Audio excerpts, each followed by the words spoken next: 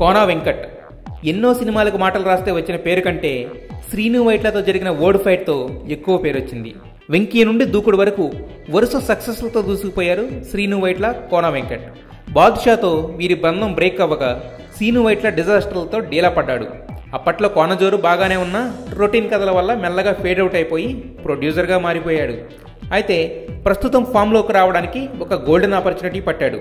Power director Bobby డైరెక్షన్లో రవితేజ చేయబోతున్న సినిమాతో మళ్ళీ రైటర్గా ప్రూవ్ చేసుకునే ఛాన్స్ కొట్టాడు. బాబీ కూడా తన గురువైన కోనా కథ బాగుందని ఫిక్స్ అయ్యి ఆ కథతోనే మూవ్ అవుతున్నాడు. ఇప్పుడు ఈ ప్రాజెక్ట్ బాబీ, కోనా, రవితేజ ముగ్గురికి లైఫ్ అండ్ డెత్ లాంటిది. అందుకే ఎక్స్ట్రా ఎఫర్ట్స్ పెట్టి మరీ మెరుగులు దిద్దుతున్నారు. ఇది గనక గ్రాండ్ హిట్ అయితే ముగ్గురు మళ్ళీ ట్రాక్లోకి వచ్చేసినట్టే.